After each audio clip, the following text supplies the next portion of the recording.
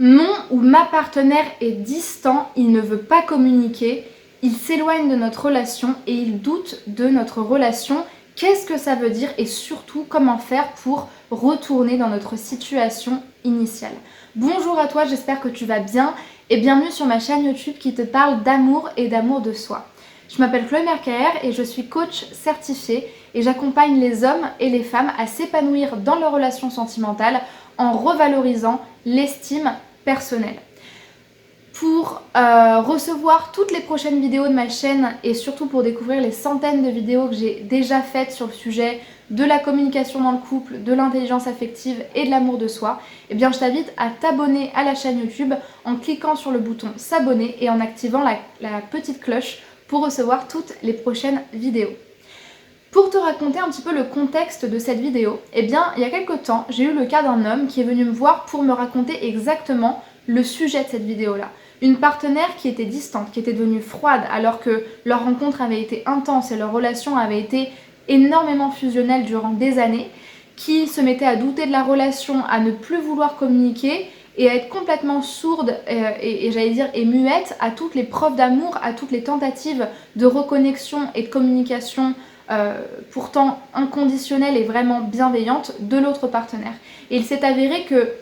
cette femme-là a avoué quelques temps plus tard à son partenaire qu'elle l'avait trompé, qu'elle ne souhaitait pas poursuivre la relation et que quelque part c'était terminé pour elle.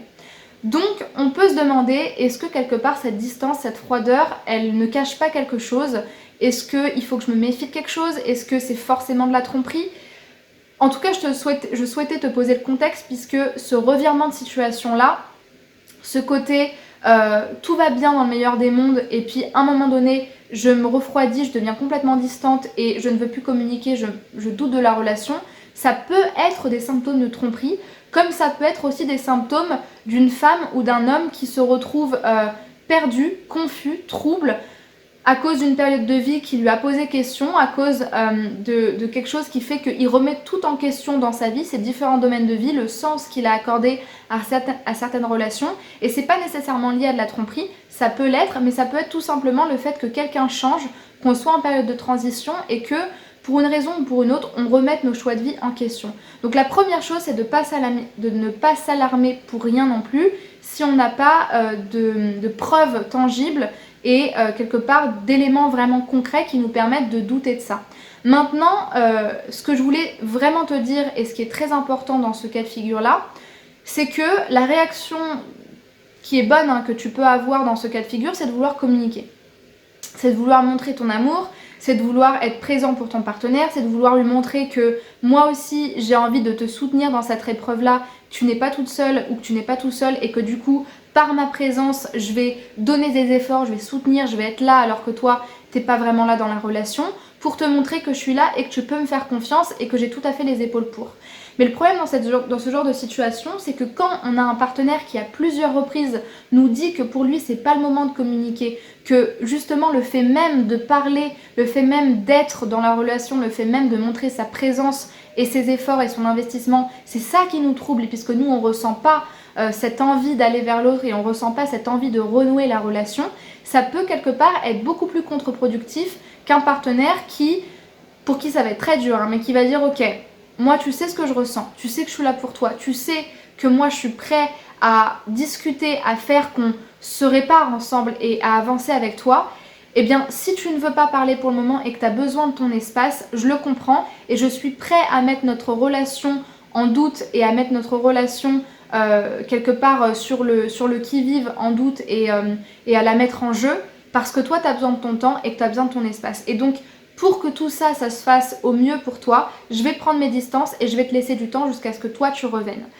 Ça c'est quand même une décision qui est plutôt bonne puisque au lieu de surinvestir un lien et une personne qui n'a pas envie d'être stimulée parce que, encore une fois je l'ai répété, mais le fait même que vous vous manifestiez, c'est ça qui la met en doute, eh bien la meilleure décision à prendre dans ces cas-là, c'est d'accepter que votre relation puisse se terminer, d'accepter qu'il puisse avoir un choix de rupture et d'accepter aussi que quelque part c'est parfois en brillant par son absence que ça va être beaucoup plus parlant et beaucoup plus évident pour la personne que finalement quelqu'un qui s'agite dans l'anxiété, qui s'agite en train d'anticiper ce qui peut se passer et qui pense que parce qu'il va être là, il va pouvoir régler la situation de lui-même. Si il ou elle n'a pas envie de vous voir parce qu'elle doute, laissez-lui du temps, laissez-lui de l'espace parce que vous soyez là ou pas, sa décision sera la même quelque part. Ses émotions et ce qu'elle ressent au fond d'elle, ce sera toujours la même chose. Donc écoutez votre partenaire quand il ou elle vous dit qu'elle a besoin de temps et d'espace. Soyez capable de prendre sur vous tout en vous préservant, en prenant de l'espace, en lui laissant le temps. Et si votre question c'est de combien de temps il faut pendant combien de temps il faut que je prenne mes distances et de combien de temps il ou elle aura besoin, eh bien c'est à lui qu'il faut lui demander. Et la meilleure réponse, ce sera tout simplement quand il ou elle vous recontactera. C'est la meilleure réponse en fait. Il ou elle ne peut pas vous dire « Ok, j'aurai besoin de 1 mois ou de 3 semaines pour réfléchir ». C'est quelque chose qui se fait dans le sentiment total d'être libre et de pouvoir vraiment réfléchir, vraiment être tout seul et prendre sa décision. Donc ne vous fixez pas sur une date. Je sais que c'est pas facile. Je sais que c'est d'autant moins facile quand vous avez eu une vraie relation avec des enfants, avec un mariage qui est dans ce contexte-là. Mais plus vous serez capable, vous, de vous conserver dans votre énergie et de lui laisser du temps, plus ce sera évident et rapide pour la personne de prendre sa décision parce qu'elle sera vraiment libre. Et quand elle saura la réponse, elle pourra vous recontacter. C'est la meilleure décision que je peux vous donner, de finalement éviter de vous agiter pour rien parce que ça peut créer plus de dégâts qu'autre chose. Ce qu'il faut comprendre également, et ce sera mon dernier propos dans cette vidéo, c'est qu'il faut arrêter de croire que c'est à votre niveau que ça se joue.